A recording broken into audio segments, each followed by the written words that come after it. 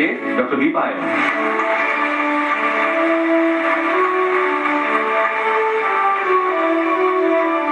Doctor দীপায়নকে কিন্তু আজকের ওর পেশেন্টটা কিন্তু চিনতে পারবে। ঠিক স্যার, আগে আপনি গিয়েছেন। এবারে শুয়ে তো তুমি শুধু আগের আবার পাগড়ি পাগড়ি পড়েছিলে তো। আপনার কথা শুনে আর পড়লাম না, মানে ভালো লাগছে তো, ভালোই লাগছে। হ্যাঁ সুন্দর লাগছে। শোনো, এটা একটা ট্রেন্ড ইদানিং হয়েছে। কোনো একটা রিয়েলিটি শো থেকে মানে এই যে একটা মানে লোকগান গাইতে গেলে কেন করতে হবে? কিন্তু দেখেছি কোনো লোকগান যারা গ্রামে গঞ্জে কোথায় বাউলরা কিছু কিছু পড়ে, বাউলরা তাদের সাধারণ সঙ্গীত। বাউলের গানটা কিন্তু লোকগান থেকে আলাদা। তবু আমরা লোকগানের মধ্যে ধরি, যেহেতু যার মধ্যে আঞ্চলিক সুরটা পাওয়া যায়, তার জন্য বাউল গানটা লোকগানের মধ্যে রাখে। কিন্তু ওটা আলাদা। তাদের সাধন সঙ্গীত, তাদের পোশাক আশাক তার সাধনের সঙ্গে যুক্ত। তোমার সাধন হচ্ছে তোমার সেবা। তুমি মানুষকে, তুমি একটা ডাক্তার, আর সবচেয়ে বড় কথা সেটা এই প্রসঙ্গে বললাম ডাক্তার, কিন্তু তুমি লোকগান তোমার বিষয়, সে কিন্তু দরকার নেই পাগড়ি পড়া। কেউ কেউ পড়ে, সেটা মেনে নেওয়া যায়, হয়তো তার চুল নেই, সে হয়তো সাজবার জন্য সব করে পড়লো, ঠিক আছে, কিন্তু কোনো রীতি নেই লোকগান সঙ্গে পাগড়ি পড়া। সেটাই তো। ডাক্তারবাবু, সেকেন্ড রাউন্ডে তো এসেছো এবং ভালো কিছু শুনবো নিশ্চয়ই, আশা করি। চেষ্টা করবো। তো কোন বিষয়ে চিকিৎসা করা হয়? আমি এমনি হোমিওপ্যাথিক ফিজিশিয়ান, আর একটা কোম্পানিতে মেডিকেল অফিসার হিসেবে জব করি। বেশ বেশ বেশ। কি শুনছি তাহলে আজকে?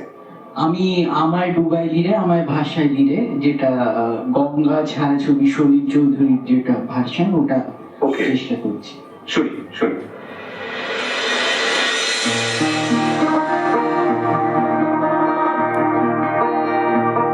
উথালি পাথালি আমার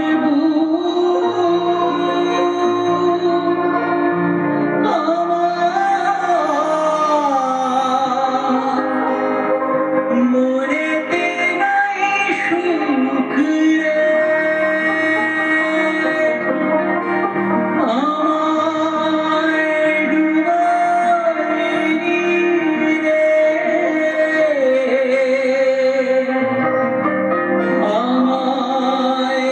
ভাসাইলি রে,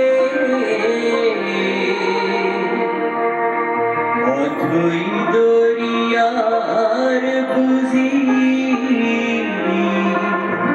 ফুল নাই রে।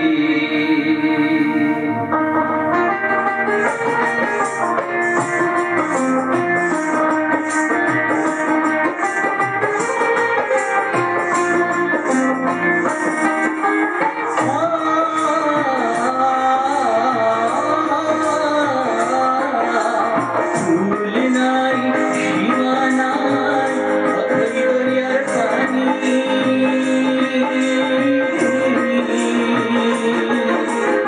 দিবসে নিশীথে ডাকে, দিবসে নিশীথে ডাকে, দিয়া হাত টানি রে, অথই দরিয়ার বুঝি ফুল নাই রে, আমায় ডুবাইলি রে, আমায় ভাসাইলি রে, অথই দরিয়ার বুঝি ফুল নাই রে।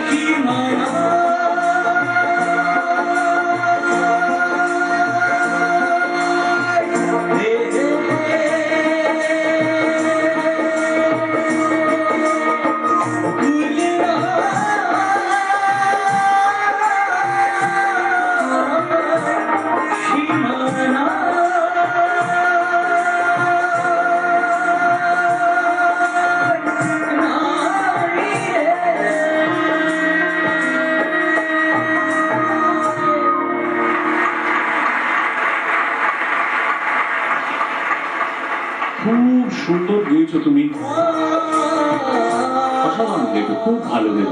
তুমি এক এক জায়গায় এত অসাধারণ টান দিয়েছো, আবার এক এক জায়গায় এমন কিছু সামান্য সেই তুলনায় মনে হচ্ছিল যেন একটু আর একটু ভালো মতো পারতো। মানে ওটা খারাপ হয়নি, কিন্তু তুমি একই জায়গায় এত ভালো করেছো, সেই জায়গাগুলো মনে হচ্ছে যেন আর একটু ভালো হতো, এরকম মনে হচ্ছে। খুব ভালো, খুব ভালো। মানে আশা করিনি যে ওই তুলনায় তুমি এতটা উত্তরণ হবে কিছু দিয়ে। আর প্রশ্ন জানাই, এই গান কিন্তু অনেকেই জানেন না যে এটা সলিল চৌধুরীর মানে কম্পোজিশন ট্র্যাডিশনাল ভাবে, এবং এই গানটা যে মান্নাদে গিয়েছেন এটা অনেকে জানে না, অন্য কেউ গিয়েছেন, অন্যের অনেকের সঙ্গে এটা মিলিয়ে ফেলে, কি অসাধারণ গিয়েছেন মা। একদম একদম।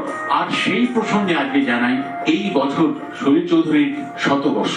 একদম আমরা সকলে উঠে তার প্রতি, মানে এরকম একজন মানুষ মানে হবে না।